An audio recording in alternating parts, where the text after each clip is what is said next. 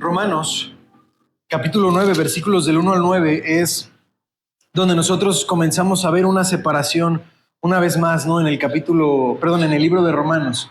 Ya por algún tiempo hemos estado estudiando Romanos y hemos segmentado el libro en varias partes, en donde por algún momento el apóstol ha hecho énfasis en ciertos temas diversos. Hablamos ya de la justificación, hablamos ya del pecado, hablamos de la salvación por fe. Pero llegados al capítulo 9, y vamos a ver del capítulo 9 al capítulo 11, que Pablo hace énfasis en contestar tal vez una de las preguntas que más frecuentemente como maestro de la palabra me toca contestar. También me imagino que los apóstoles constantemente se enfrentaban, ¿no?, a esta clase de preguntas, que son preguntas válidas que nos debemos de hacer, porque si no lo entendemos cuando comenzamos a leer el Nuevo Testamento, es muy probablemente que no tengamos una buena vista de la salvación, que no entendamos bien lo que sucede en la Biblia y que perdamos la referencia de dónde partimos y en dónde estamos. Pablo en Romanos, a partir del capítulo 9, comienza a abordar las preguntas acerca de la salvación en específico, hablando de los judíos. Pablo es el apóstol a los gentiles. Su principal ministerio es predicarle a los gentiles. Los gentiles, para los que no lo sepan, eran personas no judías, eran personas no israelitas. Por lo tanto, él se encargaba de predicar a personas que no habían nacido en Israel, que no practicaban el judaísmo y que eran ajenos a todas las cosas que Dios había enseñado a través de mucho tiempo en el Antiguo Testamento. Por lo tanto, hermanos, las personas se topaban con una pregunta, ¿no? Bueno, si tú predicas una salvación en el Nuevo Testamento, si tú predicas una nueva forma de salvación a través de la fe, entonces, ¿qué hay de todo lo que fue antes? Parece incluso hasta un Dios diferente, dirían muchas personas. Algunas personas me han preguntado a mí eso también. Me han dicho, oye, yo encuentro en el Nuevo Testamento un Dios que ama a las personas independientemente de su nacionalidad, independientemente de quiénes son o de quién vengan. Dios los elige y ellos pueden acercarse a Él y pueden arrepentirse de sus pecados y pueden creer. Entonces, ¿qué pasaba con el Dios del Antiguo Testamento? Porque parece un Dios distinto, parece un Dios que discrimina, ¿no? Un Dios que escoge a una nación, un Dios que se revela a una nación y que discrimina al resto de las naciones. Estas mismas personas dicen, bueno, ahora la salvación es por fe, pero antes la salvación era por nacionalidad. Porque si tú eras de Israel, si tú eras un israelita, entonces se entendía que tú tenías salvación. Y entonces, de repente, hermanos, nosotros creemos en este Dios del Nuevo Testamento, pero no entendemos el Dios del Antiguo Testamento. Pensamos que son cosas separadas, pensamos que son como si Dios hubiese cambiado de opinión, ¿no? Como si Dios escogió a un pueblo, vio que no le funcionó y entonces tuvo que cambiar de plan y entonces empezó el Nuevo Testamento. Pero hermanos, cuando el apóstol abarca en el capítulo 9 de Romanos esta pregunta, nos aclara el panorama de una manera impresionante y nos hace entender que Dios siempre ha sido el mismo Dios, que Dios nunca ha fallado a su promesa y que Dios, a pesar de todas las cosas que el hombre pueda hacer, Dios es fiel. Porque Dios no es fiel al hombre, Dios es fiel a sí mismo. Por lo tanto, hermanos, Dios siempre cumple su palabra y Dios nunca se puede fallar a sí mismo. Dios nunca puede fallar a su propia palabra. Dios no puede fallar a su propio pacto. Vamos a entrar en materia. Dice el versículo 1, verdad digo en Cristo y no miento, y mi conciencia me da testimonio en el Espíritu Santo que tengo gran tristeza y continuo dolor en mi corazón. Pablo comienza hablando, después de que nos ha hablado de que somos más que vencedores. Si se fijan, ese es el capítulo anterior donde Pablo se explaya en decir que el cristiano, aquel que ha depositado su fe en Cristo, es más que vencedor por sobre todas las cosas y que no importa el sufrimiento, la aflicción, el pecado, la tribulación que el creyente pueda atravesar, Dios siempre lo va a amar. Dios siempre va a estar resguardando a sus hijos en sus brazos. Dice el salmista, como con la sombra de sus alas los cobija. Entonces Pablo está diciendo que no importa la tempestad, no importa la potestad, no importa lo alto, ni lo ancho, ni lo bajo, ni nada. No es nada importante, ni nada de la creación puede separarnos del amor de Dios y por eso somos más que vencedores. Y entonces Pablo, después en el capítulo 9, comienza diciendo que siente gran tristeza en el corazón. Y dice que siente gran tristeza en su corazón por su pueblo, por los que son sus hermanos. Eso es lo que dice el versículo 3, porque deseara yo mismo ser anatema, separado de Cristo, por amor a mis hermanos, los que son mis parientes, según la carne. Dice el versículo 4, que son israelitas, de los cuales son la adopción, y bueno, comienza a enumerar las bendiciones de ser israelita. Pero él siente gran aflicción por su pueblo, por los que son de su nacionalidad. Él no le está hablando en este momento, hasta ahora no le estaba hablando específicamente a los israelitas de nacionalidad, sino le estaba hablando a los creyentes. Pero en este apartado pequeño le está hablando a su pueblo. Y él dice, me duele en el corazón, Dios sabe que no miento, que me pesa día y noche ver que mi pueblo está lejos de Dios, ver que los que son de mi carne se han alejado de su Dios. Dice incluso que él mismo desearía, ¿no? No lo está diciendo literalmente porque eso sería imposible, ¿no? Una persona no puede irse al infierno para que otras personas se vayan al cielo. Eso es imposible. Pero Pablo aquí está usando una forma literaria de decir algo tan exagerado para que tú entiendas el dolor que él siente. Él dice, desearía yo ser anatema. Es decir, dice, desearía que Dios me repudiara a mí, solamente a mí, para que entonces todos mis hermanos en la carne pudieran alcanzar salvación. A lo mejor si nosotros lo leemos de pasada, no parece algo tan llamativo, ¿no? No parece algo que nos choca a nosotros. Nosotros no somos israelitas, no lo vemos de esa manera. Nosotros no nos sentimos favorecidos por Dios de nacimiento. Pero un israelita sí se siente así. El israelita sí considera que Dios es su padre, que no importa lo que él haga, no importa lo que él diga, Dios está para él y que no hay nada que lo pueda separar de ser un hijo de Dios. Ellos pensaban que por su nacionalidad eran hijos de Dios. Y aquí Pablo les está cambiando la forma de pensar. Él está diciendo, quisiera yo ser anatema para que ustedes fueran verdaderamente hijos de Dios. ¿Qué les está diciendo a los israelitas? Ustedes no son hijos de Dios. No todos ustedes son elegidos de Dios. No todos ustedes conocen a Dios como su Salvador. No ustedes son siervos de Jesucristo. Y sin eso ustedes no pueden tener salvación. Por eso Pablo lo dice de esta manera, deseara yo mismo ser anatema y estar separado de Cristo para que ustedes alcanzaran el amor, para que ustedes conocieran de verdad a Cristo. Porque la salvación, hermanos, siempre ha sido por Cristo. Nunca ha sido otro el camino para llegar a Dios, sino Cristo. Él mismo se dijo a sí mismo, yo soy la puerta, yo soy el camino, y nadie viene al Padre si no es por mí. Yo soy el camino, soy la verdad y soy la vida, y nadie puede venir al Padre si no es por mí. Él no dijo, yo soy una de las puertas, yo soy uno de los caminos, yo soy una de las verdades. Él dijo, yo soy el camino, yo soy la verdad y yo soy la vida. Y nadie viene al Padre si no es por mí. Entonces, ¿cómo venían las personas del Antiguo Testamento al Padre? ¿Por nacionalidad? ¿Por derecho de nacimiento? No, hermanos, también venían a Dios por fe. También alcanzaban salvación por fe. La salvación siempre ha sido y siempre será solamente por la fe en Cristo.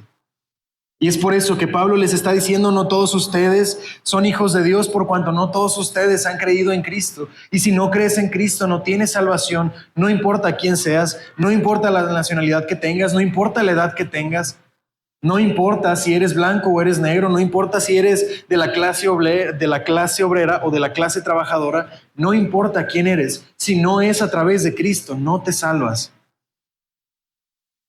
Pablo les está diciendo, por amor a mis hermanos, yo quisiera ser anatema para que ustedes que son, según mis parientes, según la carne, alcanzaran entonces también salvación. Ahora, si ustedes no están totalmente convencidos, vayamos a Hebreos. Hebreos va a esclarecer esto que estoy diciendo.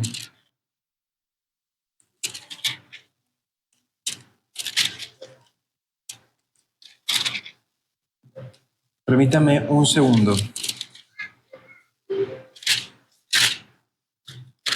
Este no lo traía apuntado, pero lo veo necesario que lo... Me parece que es Hebreos 11, si me acompañan allá. No, perdón, es Hebreos... Sí, Hebreos 11.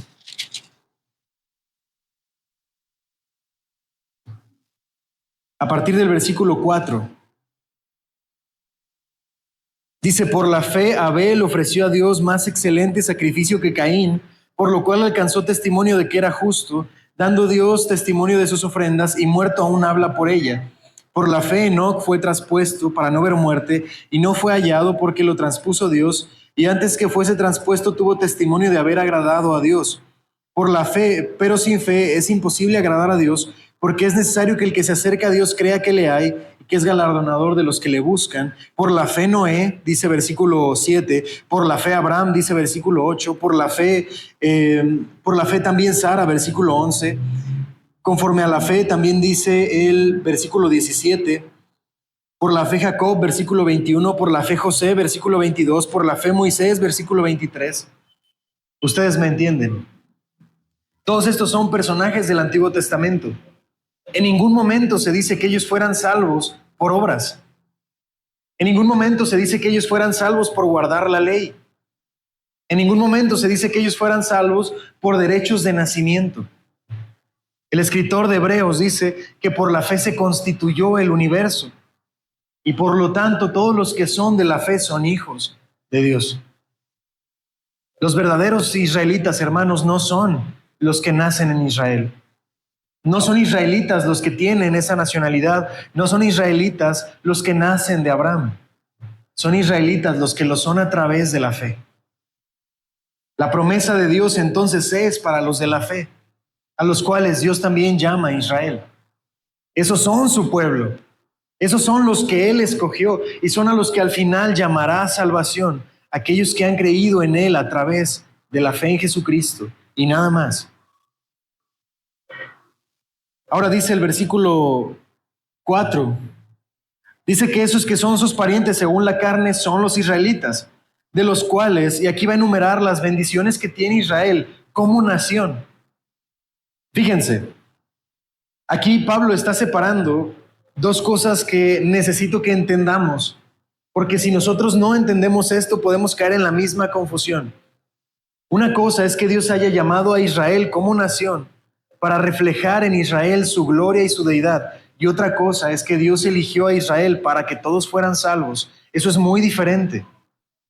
Porque Dios eligió a Israel en el Antiguo Testamento para ser su pueblo, en el sentido de tener una nación en el mundo en el que Él pudiera reflejar su gloria y que a través de esa nación Dios bendijera al mundo.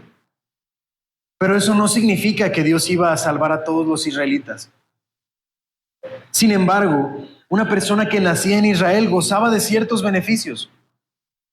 Ciertamente, al ser israelita, él gozaba de estar en medio de un pueblo en el cual Dios manifestaba su gloria. Ellos podían ver eso de primera mano. Ellos tenían la bendición de Dios de tener una tierra prometida a la cual iban a ingresar, en la cual Dios les había prometido que gobernarían ellos mismos, que Él estaría en medio de ese pueblo y que entonces ellos cosecharían y la cosecha les daría gran fruto y que ellos podrían conquistar a esas naciones y Dios les daría un nombre que fuera sobre las otras naciones. Esas eran las bendiciones de ser israelita. Si tú pertenecías a Israel, esas bendiciones tenías, pero eso no significaba salvación. No es salvación. No para todos, sino solo para aquellos que tienen fe. Sin embargo, vamos a ampliar en ese tema. Dice que esos israelitas tenían la adopción. La adopción, ¿qué significa, hermanos? Lo he abordado en otros temas. Adopción no significa ser hijo de Dios per se. No significa que tengo derecho de nacimiento.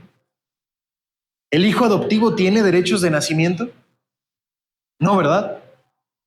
De hecho, eso significa ser adoptado, que no eres mi hijo natural, que no te engendré yo, que mi persona y tal vez en este caso humano y mi esposa no somos tus verdaderos padres biológicos, sino que nosotros por una decisión decidimos acoplarte a nuestra familia y ahora te vamos a poner nuestro nombre, pero no te puedo dar mi ADN, no te puedo pasar todos mis atributos como tal, no eres mi hijo, pero puedo darte esos beneficios.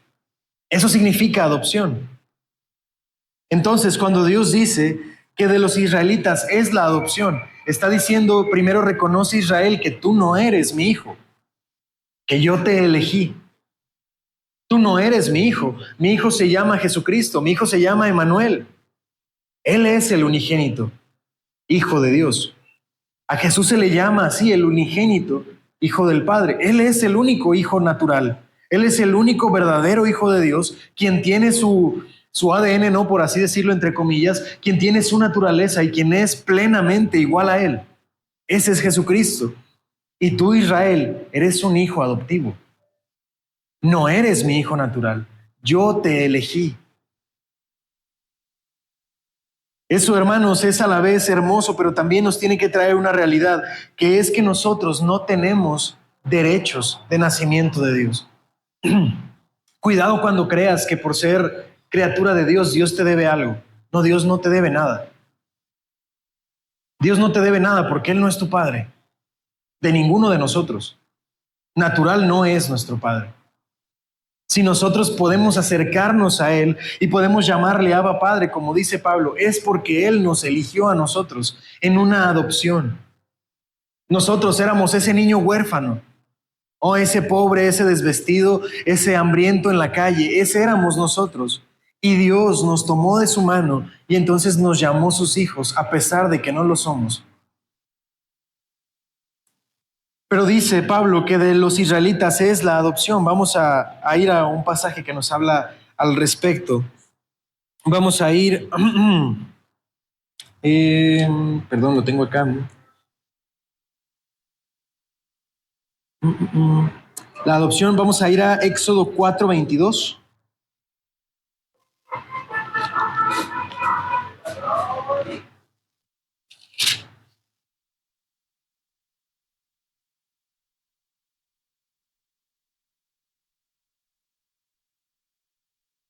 Es Dios hablándole a Faraón a través, bueno, es Dios hablando con Moisés, diciéndole qué debe decirle a Faraón para que libere a su pueblo. Y dice, le dirás al Faraón, Jehová ha dicho así, Israel es mi hijo, mi primogénito. ¿No? Eso es a como Dios le llama a Israel. Tú eres mi hijo. Otra vez repito, no es en el sentido literal de que Él lo engendró, sino en el que lo ha adoptado. Vamos a ver otro versículo, Jeremías 31:9.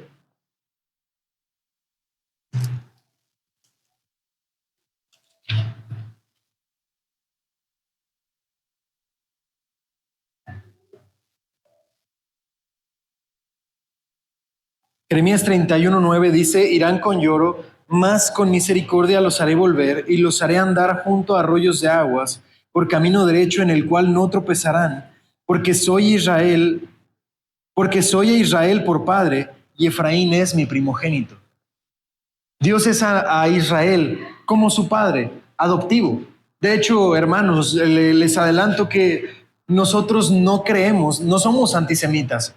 Hay quienes piensan eso, ¿no? De hecho, escuchaba el tema así de Sugel y él también hace mención de esto, que los israelitas o los mismos cristianos muchas veces piensan que Israel es algo que nosotros o deberíamos de rechazar o deberíamos de buscar ser, ¿no? Hay estas dos posturas. Hay quienes rechazan a Israel pensando que Dios los desechó, que Dios los abandonó, o hay quienes piensan que hay que hacerse israelita para ser hijo de Dios. Pero ambas posiciones, hermanos, son incorrectas. Más bien nosotros, hermano, creemos haber sido traídos a la familia de Israel. No que nosotros nos tengamos que hacer israelitas, sino que fuimos injertados en donde mismo que ellos. ¿Sí? Israel es el hijo adoptivo de Dios. Israel es la nación que Él escogió, sobre la cual Él derramó su bendición y a la cual se manifestó como un Dios que salva. Ahora, nosotros no creemos que Dios los desechó. Dios jamás olvidó su pueblo. Dios jamás olvidó su promesa. De ellos es la adopción, no es de los gentiles. No es de los mexicanos, no es de los latinos, no es de los europeos, no es de los asiáticos. La adopción fue para Israel y la adopción sigue siendo una bendición de Israel, un pacto que Dios hizo con Abraham, un pacto a través de la fe, en que Dios iba a enviar un Mesías en el cual iba a salvar a su pueblo. Ese es el pacto. Ese es el pacto que nos puede dar a nosotros adopción. Cuando nosotros creemos, hermanos, somos injertados en ese mismo árbol adoptivo. No es diferente nuestra salvación que la de ellos. No es diferente la salvación que nosotros tenemos a la que tuvo Abraham. Y no es diferente nuestra salvación a la de Pablo, ni a la de Pedro, ni a la de Juan, ni a la de Jeremías, ni a la de Isaías, ni a la de Daniel. Todos somos hijos adoptivos de Cristo, pero debemos de reconocer que la adopción empezó por un pacto que Dios hizo con Israel, no con nosotros. Entonces, en primer lugar, hermanos, Dios le dio a ellos la adopción, en la cual ahora nosotros, gracias a Dios, podemos ser injertados también. En segundo lugar, dice que de ellos también es la gloria. ¿Cuál gloria es de la que está hablando? ¿La gloria de ser el pueblo de Dios? No, yo creía eso antes. Pero la gloria de la que Pablo está hablando es la presencia de Dios, es de Israel. Dios le prometió a Israel que su presencia iba a estar siempre con ese pueblo. Y perpetuamente y para siempre su promesa es: yo estaré con ustedes y nunca los dejaré solos. Siempre mi gloria estará en medio de tu pueblo. Eso es lo que Dios le prometió a Israel, no a nosotros. Repito, nuestros beneficios son por haber sido adoptados junto con ellos, ser injertados en el mismo árbol que ellos, pero de ellos fue la promesa. Entonces, la promesa de la gloria de Dios, hermanos, vamos a ver un versículo que nos habla de ese aspecto.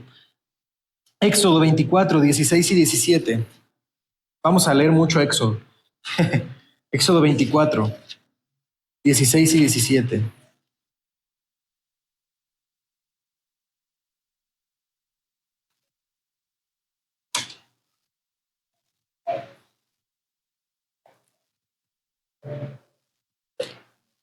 Dice: y la gloria de Jehová reposó sobre el monte Sinaí, y la nube lo cubrió por 6 días. Y al séptimo día llamó a Moisés en medio de la nube, y la apariencia de la gloria de Jehová era como un fuego abrasador en la cumbre del monte, a los ojos de los hijos de Israel. Esa gloria de Dios que descendió sobre el monte Sinaí fue después la misma gloria de Dios que los acompañó durante su estancia en el desierto. Fue la misma gloria de Dios que después habitó en el tabernáculo del pacto, en el lugar santísimo. Esa misma gloria de Dios nunca abandonó el pueblo, siempre estuvo presente. Y el tiempo, hermanos, en el que el templo fue destruido y ellos cesaron de hacer los sacrificios, Dios les prometió: volveré a vosotros y reconstruiré el templo que antes estuvo derribado. Y entonces vino el Señor Jesucristo y la gloria de Dios estuvo otra vez en medio de su pueblo. Y cuando Jesucristo fue quitado del medio del pueblo, Él dijo: y yo les traeré un nuevo consolador, y estará en sus corazones para siempre. Esa es la gloria de Dios de la que Pablo está hablando. Es lo que los comentaristas bíblicos le llaman la Shekinah de Dios, que es esa presencia de la gloria de Dios como una nube que acompaña siempre y que protege a la nación de Israel. Esa gloria de Dios, hermanos, es la que Pablo está hablando. Esa gloria de Dios que fue una promesa hecha a Israel, es un derecho que ellos tienen por ser hijos adoptivos, un derecho que ahora nosotros poseemos también. No solamente el beneficio de ser hijos adoptivos de Dios, sino que la gloria de Dios ahora está en medio de nosotros, de aquellos que somos creyentes a través del Espíritu Santo. Pero otra vez, no olvidemos que es resultado de un pacto que Dios hizo con su pueblo. Después dice que también de ellos conocemos el pacto, también de ellos es el pacto. ¿Cuál pacto? Todos los pactos. Todos los pactos fueron hechos a Israel. Dios nunca pactó con un gentil. Bueno, salvo Abraham, ¿no? Que no era, él tenía que ser el primero. Pero lo que yo me refiero es que Dios nunca hizo un pacto con otra persona fuera del pueblo que Él escogió. Dios no pactó con el faraón. Dios no pactó con Herodes. Dios no pactó con Nerón. Dios pactó con Abraham. Dios pactó con Moisés. Dios pactó con Isaac. Dios pactó con Jacob. Dios hizo pactos con el pueblo de Israel, y a través de Israel, hermanos, nosotros tenemos el pacto. Hay una consecuencia, ¿no?, de pactos que nosotros podemos ver en la Escritura, pero tal vez el que más me gustaría resaltar es el pacto con Abraham, el pacto de la fe, en donde nosotros entendemos que Dios le reveló a su pueblo que un día iba a mandar un Mesías, y por esa fe Abraham entendió que en su simiente serían benditas todas las naciones. A Abraham se le predicó el evangelio. Abraham creyó en ese evangelio, no en que él iba a ser un padre de muchos israelitas. no en que él iba a tener una nación con el nombre de uno de sus hijos. Eso no fue lo que Abraham creyó para salvación. Eso no fue lo que Dios contó como justicia. Lo que Dios contó como justicia es que Abraham creyó que de su simiente nacería el que haría benditas a todas las naciones. Esa es la persona de Jesucristo. Abraham creyó en la promesa de un Mesías y eso fue lo que le fue contado por justicia. De Israel, hermanos, es el pacto también. Dios desechó, de nuevo les pregunto, a Israel. Si nosotros dijéramos que sí, entonces tampoco nosotros tenemos salvación. O con alguno de ustedes Dios pactó y le prometió a usted salvación. No, hermanos, Dios se lo prometió a Abraham. Y a través de ese pacto nosotros también alcanzamos salvación. Amén. Ahora les voy a dar algunas citas, no es para revisarlas en este momento, pero lo pueden ustedes consultar a su debido tiempo. El pacto con Abraham lo encontramos en Génesis 17, el pacto con Moisés, Éxodo 20, el pacto con David de un Mesías es en el Salmo 89 del 19 al 28. Podemos encontrar algunas de estos pactos a los que yo me referí. ¿No? También dice que de los israelitas es la promulgación de la ley. Hay una cuestión bien importante, hermanos, en el pacto a través de la fe. Y es que para que la fe sea efectiva en nosotros, para que sea un canal de salvación, primero Dios tiene que hacernos a todos igualmente estar bajo una misma ley. Porque si nosotros no tuviéramos la ley, entonces ¿cómo conoceríamos el pecado? Si nosotros no tuviéramos una ley, entonces ¿cómo sabríamos cuál es el parámetro para salvación por obras? La salvación por obras existe. Yo lo escuché que Paco se los decía hace unos instantes en la clase, ¿no? No es que eso quedó inutilizado. El asunto es que nadie lo puede conseguir. Entonces, de Israel, hermanos, es la promulgación de la ley. Sin Israel, nosotros no conoceríamos qué Dios pide. Sin Israel, hermanos, nosotros no conoceríamos que somos pecadores. Uso siempre el mismo ejemplo, ¿no? Imagínense la persona que tiene una enfermedad terminal. Si no hubiera un diagnóstico, ¿cómo él sabría que la tiene? Si no hubiera un diagnóstico, ¿cómo él sabría que tiene que ir al médico? ¿O que tiene que tomar cierto alimento o cierto patrón de dieta? ¿Tiene que tomar ciertos medicamentos? ¿Tiene que ir a hacer ciertos tratamientos especiales? Si no hay diagnóstico, ¿cómo puede el enfermo darse cuenta de que está enfermo? Asimismo, hermanos, si no estuviera Israel, nosotros no tendríamos ley. Sin ellos no conoceríamos cuál es la ley. Y sin el conocimiento de la ley, ¿cómo sabríamos que estamos enfermos? ¿Cómo sabríamos que estamos alejados de Dios? ¿Cómo sabríamos que no hay paz entre Dios y nosotros? Necesitamos la ley. Hay personas que detestan la ley, no quisieran que no hubiera ley, pero la ley no es el motivo por el cual somos pecadores. La ley solo nos demostró que lo somos. No es que la ley nos hizo feos, ¿no? Es que fue el espejo que nos pusieron enfrente, lo que nos hizo vernos a nosotros mismos. Sin la ley, hermanos, nosotros no podríamos tampoco acercarnos a Cristo por gracia. Necesitamos de la ley, hermanos, para también tener salvación a través de las obras de Cristo. Es importante, hermanos, entonces la ley. Vamos a ir a un pasaje que nos habla de esto. Bueno, no, ese lo voy a saltar porque veo que también me estoy consumiendo el tiempo, pero en el libro de Éxodo podemos encontrar cómo Dios le da a Moisés la ley, ¿no? Los 10 mandamientos, los universales que todos conocemos, y luego Dios da una ley más complementaria en la que ya hemos observado la ley moral, ¿no? La ley de servicio a Dios, la ley también nacional en la que todos tenían que participar. Ya hemos hablado de eso en otras circunstancias, entonces no voy a atorarme demasiado ahí. Después dice que también de Israel es el culto y las promesas. Es otra parte importante de la adopción, hermanos. Que Dios pactó con Israel que ellos fueran sus sacerdotes. Y a lo mejor ustedes dirán, bueno, pero ¿eso qué significa? Que Dios escogió a Israel para hacerlos siervos de Él mismo, siervos de su reino. Dios de todas las naciones eligió solamente Israel. Y de Israel, hermanos, Él los llamó para su servicio y los hizo una nación santa y los hizo un pueblo de sacerdotes que le sirven o que deberían de servirle con fidelidad. No pactó Dios eso con ninguno de los otros naciones. No pactó eso Dios con los gentiles. Dios lo pactó con Israel. Pero ahora nosotros, hermanos, podemos entrar en esos beneficios a través de la misma adopción que hemos recibido de Dios. Vamos a observar esto en Hebreos, Hebreos 9, del 1, Hebreos 9, 1 y 6. Hebreos 9.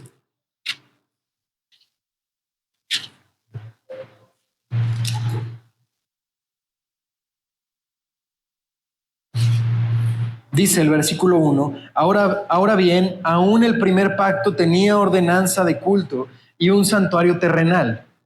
Está hablando de un templo, ¿no? Ese primer pacto que Dios hizo con Israel tenía un santuario y tenía una forma de ofrecer culto, de adoración. Israel tenía que seguir ciertos patrones para poder ofrecer culto a Dios. Era a través del sacrificio, a través de la ofrenda de panes sin levadura, a través del vino que se servía, a través de la grosura de los animales. A través de esas formas Israel le servía a Dios.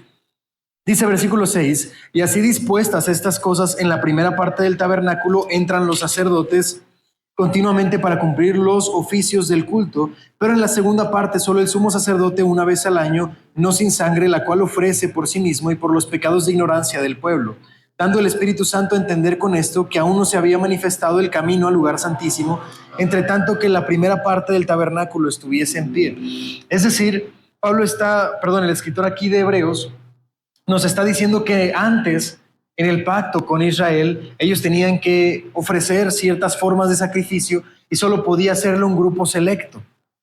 Pero ahora, a través de Cristo, a través del Espíritu Santo, nosotros podemos participar del mismo servicio. No dice que sea otro diferente.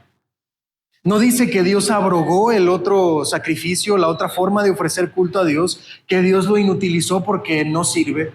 Y entonces Dios creó algo nuevo para que funcionara diferente.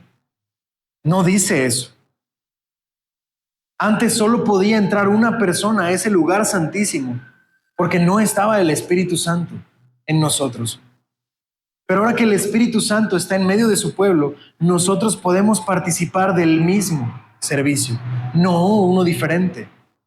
La diferencia, hermanos, es que antes Israel ofrecía sacrificios continuamente porque realmente no podían eliminar el pecado de los hombres. Pero el sacrificio activo, los beneficios de ese sacrificio que se aplican en nuestro servicio son los de Cristo. Es por eso que nosotros ya no tenemos que hacer eso. Ya no tenemos que matar animales.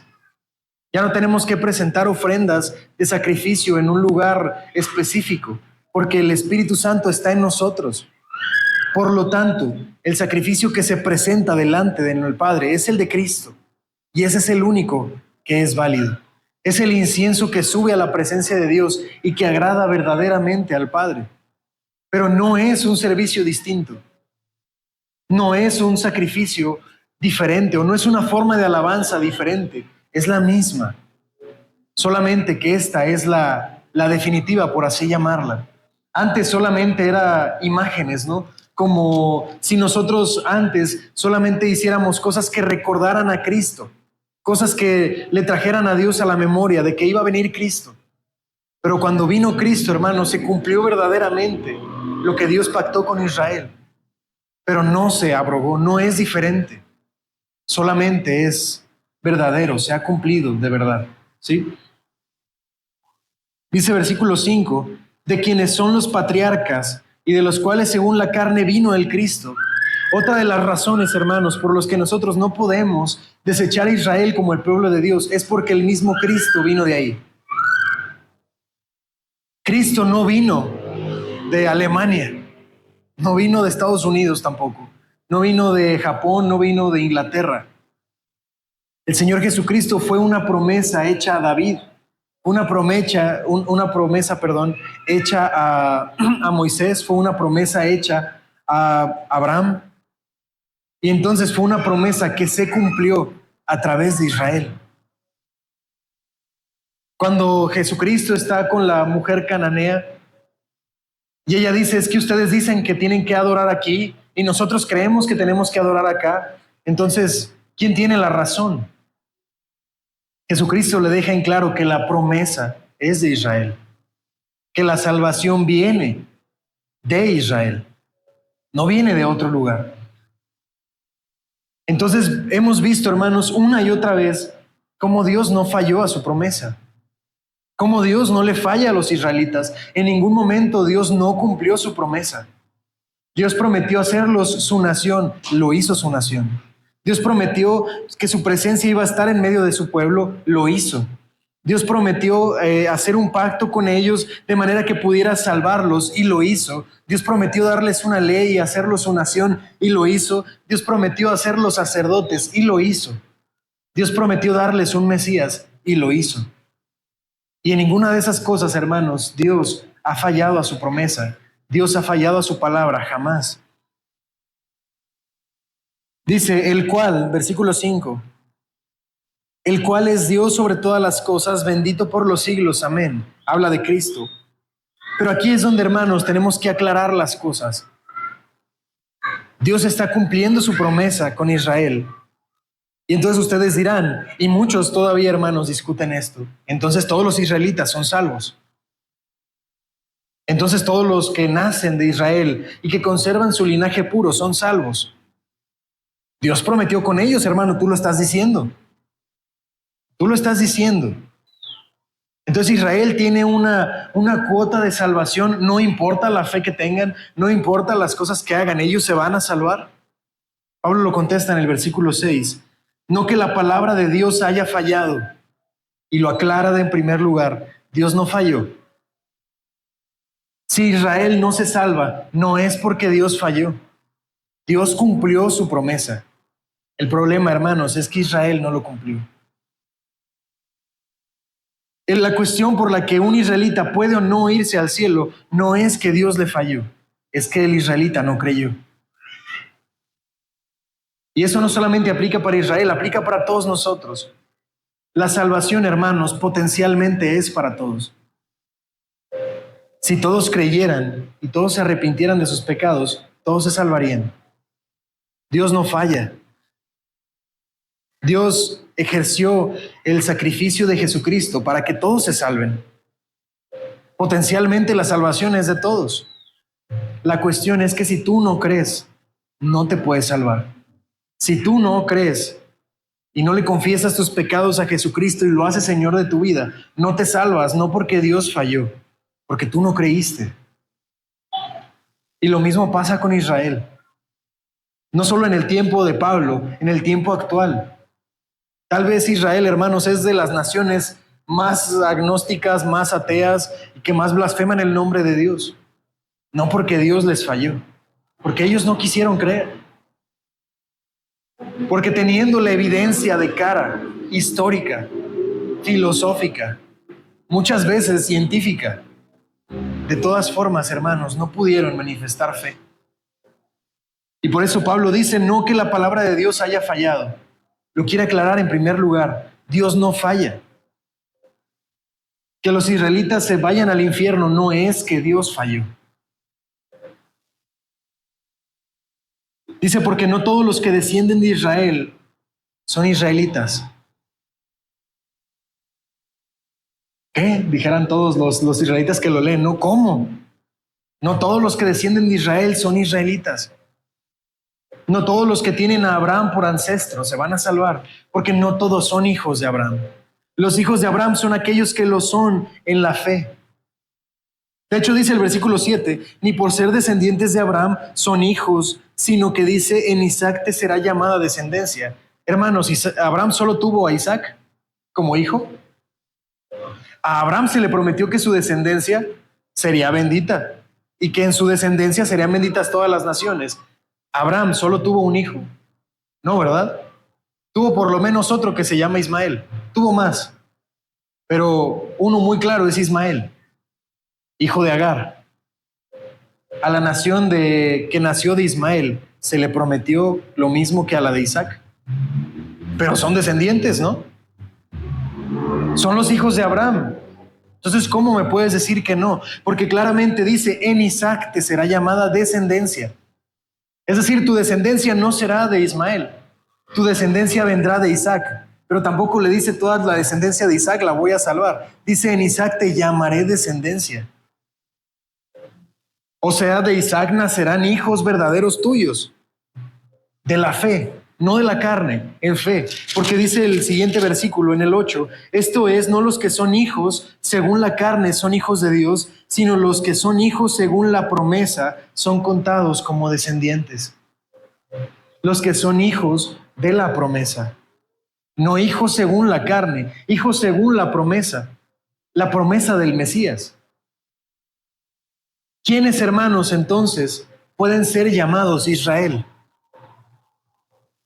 Los hijos de la promesa. Tú eres un hijo de la promesa si crees en Cristo. Tú eres Israel también. Dentro de Israel hay quienes creen y verdaderamente son israelitas. Pero aquí en esta iglesia hay quienes creen en Dios y son israelitas. Y en México hay quienes creen verdaderamente en Cristo y son israelitas. Y así en todas las partes del mundo, quienes creen verdaderamente en Cristo son llamados descendencia de Abraham. Eso aclara mucho el panorama en el Apocalipsis, ¿no? Muchos creen que cuando Dios habla en el Apocalipsis acerca de Israel, está hablando de la nación. No, hermanos, está hablando de su pueblo. Está hablando de quiénes son sus hijos. Ahora, de Israel llamará a muchas personas, probablemente sí, pero no por ser hijos de Abraham, por ser hijos de la promesa. Somos hijos, otra vez, hermanos, adoptivos.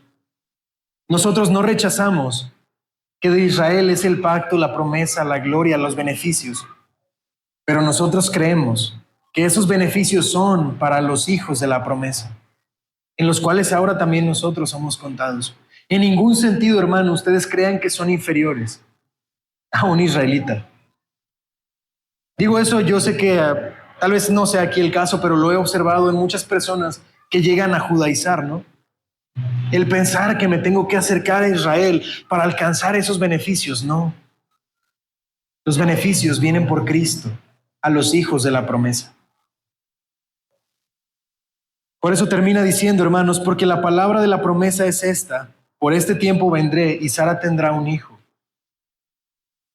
Termina y así como que, caray, no, ya no entendí ese último versículo, ¿no?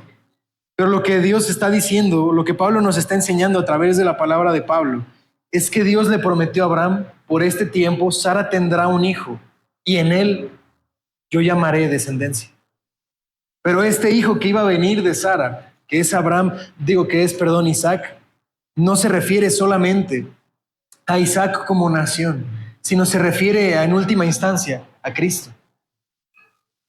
Es esa cadena de descendencia a la que Dios siempre hizo referencia, a Cristo. En este hijo te llamaré descendencia, es Cristo. ¿Sí? Entonces, hermanos, los quiero dejar con eso esta semana, aclararles este punto importante. Y por último, hacer una reflexión breve, hermanos, nada más. Quería abundar más en ese tema, pero ya me pasé de tiempo. Pero, lo postrero también lo retomaré, que realmente Pablo comienza a hacer énfasis en esto. En Romanos, del 9 al 11, hace énfasis en esto, porque él desea que los que son sus compatriotas crean en ese Cristo. Que no crean que por tener un derecho de nombre, que por tener un derecho de nación, o por tener un derecho de nacimiento, o por ser o hacer algo, alcanzarán salvación. Que no crean, hermanos, en esa mentira.